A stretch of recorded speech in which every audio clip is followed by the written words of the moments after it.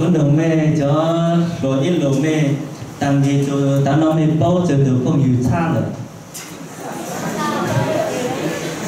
giờ này nó sợ nó mê cho tao bao cụ bố mê y phanh trong mê cho cứ số y lùn nhau ok số o ok p ok lâu ok mê sẽ chờ nhau cao cờ y phanh trong y bây giờ cho cậu bé ô thì sẽ sai đấy y phanh trong y nhau là o p lâu sẽ chờ cho những cậu là cho y thẳng đây những người của anh thì các bạn sẽ giữ nhóm này không lộn xộn nữa để rồi mình không mất thời gian để chia lại ha.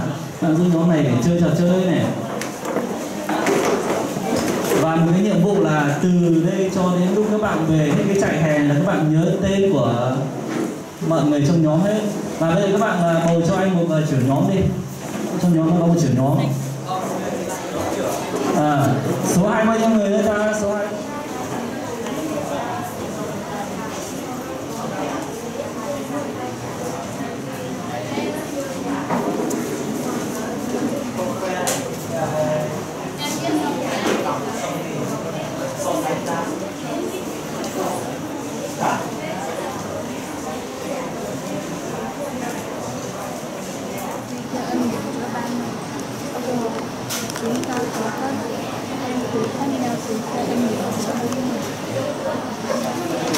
Tâm điểm Chúa ban và ban cho Chúa ban ban đầu Chúa là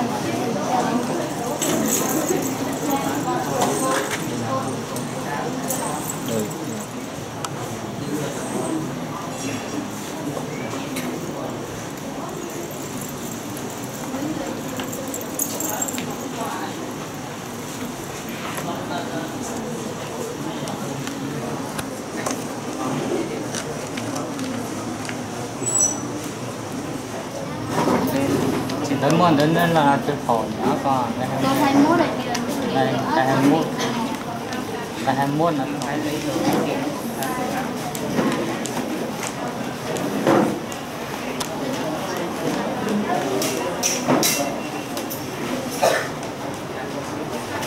sao chúng ta đừng nghĩ về mình cao quá là theo mình là tại vì là ở trong đấng Christ thì chúng ta tất cả đều như nhau, đều là con cái của Ngài và chúng ta đều là anh chị em và chúng ta ngang nhau. Vì thế nên là sẽ không phải là một người sẽ cao hơn và người sẽ thấp hơn. Và bản thân mình cũng không nghĩ là mình cao hơn và mình thấp hơn họ. Mình cũng không nghĩ là mình biết đánh đàn mình giỏi hơn họ, hay là mình biết hát mình giỏi hơn, hay là mình biết kinh thánh nhiều hơn mình giỏi hơn. Nên là mình sẽ nghĩ là tất cả mọi người đều như nhau và mình như kiểu là Đức Chúa Giêsu người sẽ là một cây nho và mình là những cành nho và giá trị của mình là như nhau. Mình không nghĩ là giá trị của mình cao hơn hoặc là thấp hơn với những người khác. Thì mọi người đưa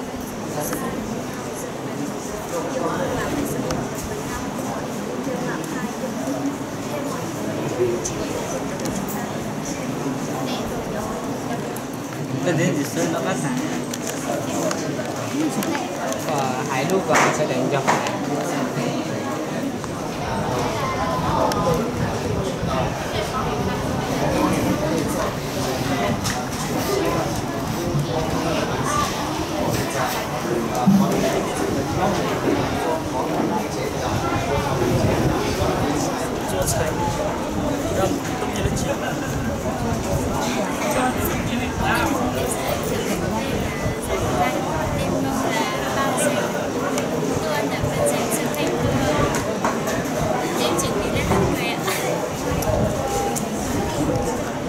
đang công tác ở bên tại nhà.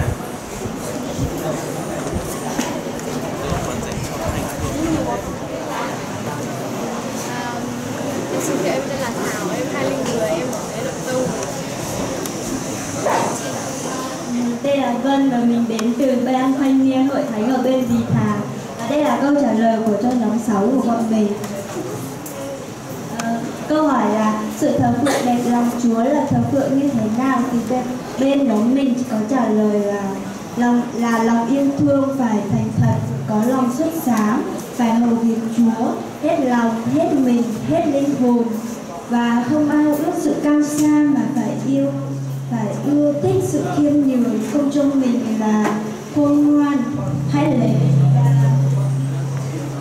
Hãy lấy lòng yêu thương mềm mại mà yêu thương những anh em của mình. đừng làm theo đời là, nhưng mà hãy biến hóa bởi cái sự đổi mới của tâm thần mình để biết ý muốn tốt lành, đẹp lòng và trọn vẹn của Đức Chúa Trời. Câu trả lời của mình đến đây là hết rồi.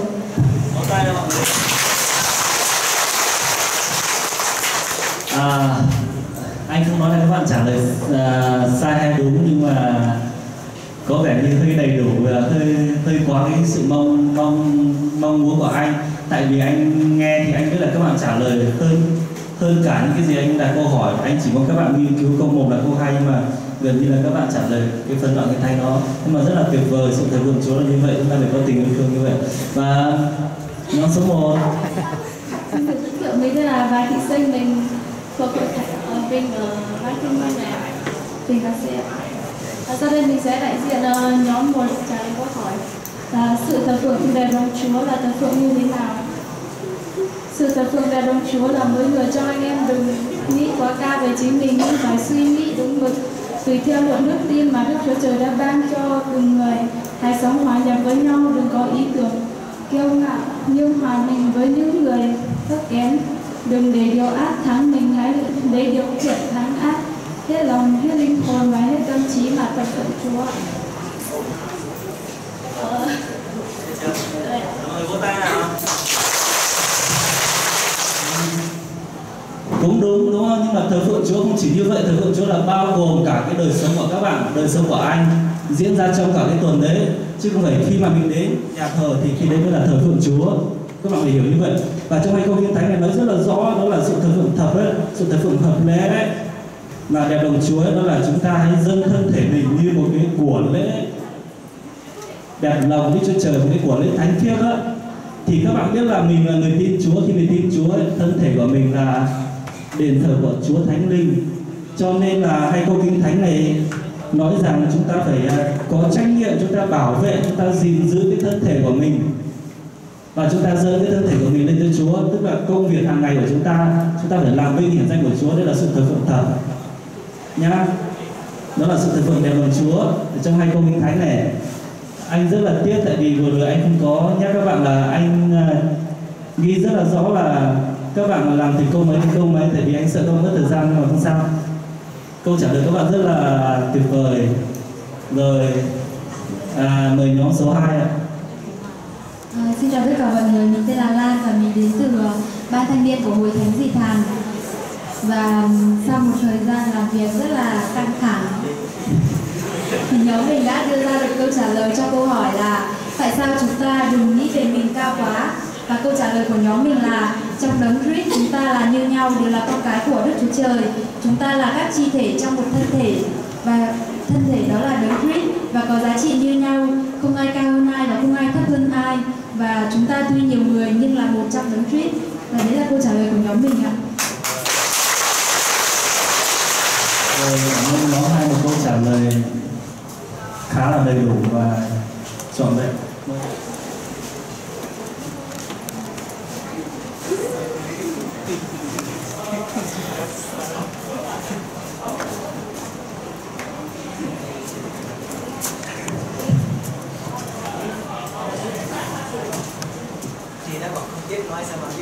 Xin chào mọi người, em tên là Đoàn Thị Huế, em ở Châu Phi làm C.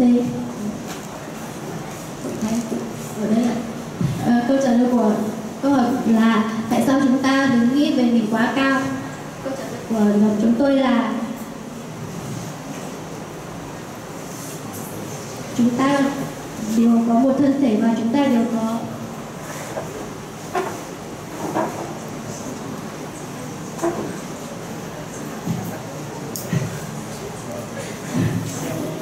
trả lời lại là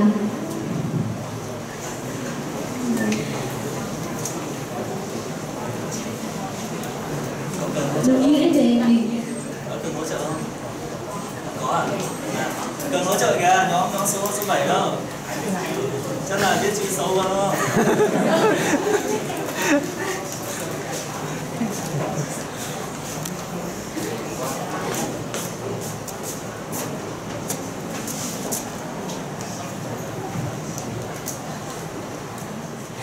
Sau cái khoảng thời gian rất là căng thẳng thì cuối cùng cũng trả lời xong ha.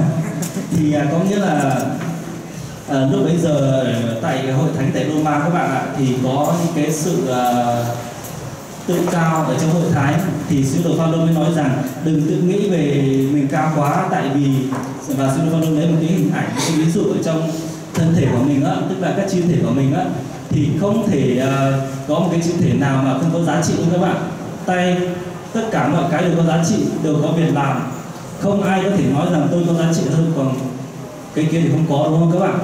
Cho nên là sau đó thì sứ đồ Phaolô nói rằng như Chúa Giêsu như thân thể và tất cả chúng ta là như các chi thể, chúng ta có giá trị như nhau ở trước mặt Chúa. Có thể trước mặt thế gian thì có những cái vị trí cao thấp, giàu nghèo, đúng không? Nhưng mà trước mặt Chúa thì chúng ta có giá trị như nhau, và chúng ta là các chi thể của nhau, và chúng ta phải cùng nhau làm việc, cùng nhau giúp đỡ, làm việc để rồi cái thân thể ở trong Chúa mới được tôn cao. Đó là tại sao chúng ta đừng nghĩ mình cao quá, là tại vì chúng ta là những chi thể trong Chúa như thế.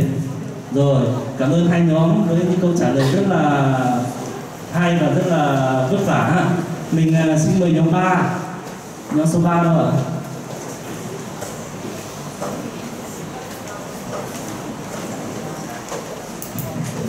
Xin chào tất cả mọi người, mình tên là Thủy, đến từ huyện Thánh Nước Đông. Đây là câu trả lời của nhóm mình ạ. Chúng ta nhận được ân tứ từ đâu? Là chúng ta có ân tứ từ khác nhau tùy theo ân điển của Chúa ban. Người được ân tứ nói tiên tri hãy nói theo lượng đức tin, người được ân tứ phục vụ hãy phục vụ, người được ân tứ dạy dỗ, người được ân tứ hãy khích lệ, người được ân tứ ban phát hãy ban phát rộng rãi, người được ân tứ lãnh đạo hãy siêng năng lãnh đạo, người được ân tứ từ thiện hãy vui vẻ mà làm. Còn ân tứ để làm gì? Là để làm vinh hiển ba đức Chúa Trời, giúp ích cho hội thánh chứ không phải cho cá nhân mình.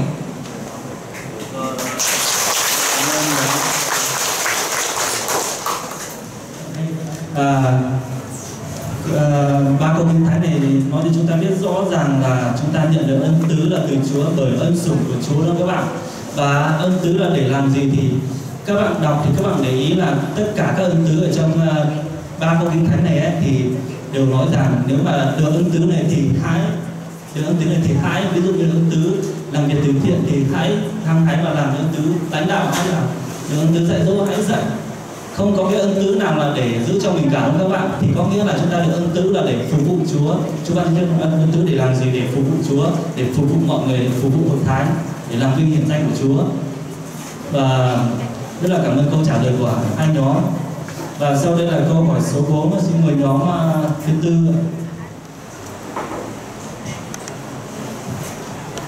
Xin chào tất cả mọi người, tớ tên là Máy, năm nay tớ 17 tuổi.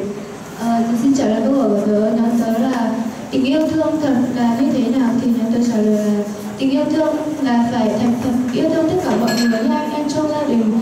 Yêu thương là phải hy sinh hết lòng, kính nhường nhau, phải phục vụ Chúa. Hãy ân cần tiếp khách, chúc phúc cho kẻ phản bội anh em, đừng nguyền rủa. Hãy yêu thương là sống hòa hợp với không có ý tưởng kiêu ngạo. Hãy yêu thương mọi người như Chúa yêu thương chúng ta. Nhóm tớ kết thúc.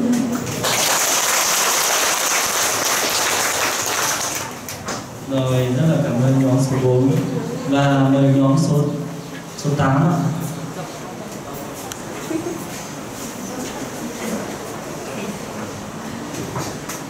Mình sẽ tự giới thiệu, mình là Mai Hương đến từ nhóm 9. Sau đây mình xin chia sẻ kết quả của nhóm 9. Câu hỏi là tình yêu thương thật là như thế nào? Qua tham khảo trong kinh thánh Roma chương 12 câu 9 đến câu 16 thì nhóm mình sẽ ra kết quả là tình yêu thương thật là sự chân thành, yêu thương, kính nhường nhau với lòng tôn kính, xuất phát từ tấm lòng luôn nhiệt tình, không rụt rè phục vụ Chúa. Khi gặp hoạn nạn thì phải kiên trì, luôn luôn yên tâm cầu nguyện, luôn quan tâm chia sẻ đến các thánh đồ và chúc phúc cho kẻ thù mình chứ không nguyền rủa. Khi gặp người đang khóc thì phải đồng cảm, chia sẻ, sống nhường nhịn, hòa thuận, thấu hiểu nhau và không tự cao mà hạ mình hòa đồng với mọi người. Nhóm mình xin hết.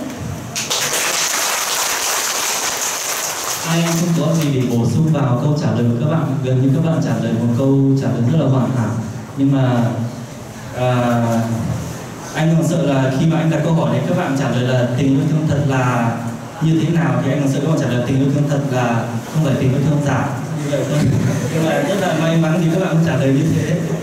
Ok, xin mời nhóm số 5 trả lời câu trả lời của các bạn. Mình tên là Ti, mình đến từ ban thanh niên của huyện Thánh Nhân Tông. Sau đây mình xin thay mặt nhóm 5 trả lời câu trả lời của nhóm mình là: tại sao chúng ta không được báo thù ai nhưng phải cho kẻ thù ăn uống? Là tại vì trong Kinh Thánh Roma chương 12 câu 20 có dạy chúng ta rằng nếu kẻ thù anh em đang đói hãy cho họ ăn, nếu đang khát hãy cho họ uống. Và khi chúng ta báo thù thì Chúa sẽ trừng trị chúng ta. Thay vì báo thù thì chúng ta nên cho uống, nên cho kẻ thù ăn uống khi khát thì sẽ khiến cho Chúa hài lòng. Và những gì chúng ta nhẫn nhịn sẽ được Chúa ban phước. Và Đức Chúa Giêsu sẽ thay chúng ta trừng trị những kẻ làm hại chúng ta. Vậy nên hãy cho kẻ thù của chúng ta ăn khi họ đói và cho họ uống nếu đang khát. Chúng ta làm như vậy, Chúa sẽ thấy hài lòng và kẻ thù của chúng ta sẽ thấy xấu hổ. Và chúng ta hãy tha thứ cho kẻ thù của chúng ta, và chúng ta hãy yêu kẻ thù của chúng ta như chúng ta yêu bản thân của mình. Mình xin hết câu trả lời. Câu trả lời rất là dài đúng không? Nhưng mà rất là hay. Nếu mà chúng ta làm như vậy thì kẻ thù sẽ thấy xấu hổ. Rồi xin mời nhóm số 10 ạ. Xin chào tất cả mọi người, mình tên là Dìn, mình tại hội Thánh này. Còn trước kia mình xin trả lời câu hỏi là mình muốn đặt một câu hỏi cho các bạn là nếu như ai đó đánh bạn thì bạn sẽ làm gì? Chắc chắn 100% đúng không ạ? Không phải 100% là chỉ là 90 thôi. 95% ạ. 90 thì tốt quá nhỉ.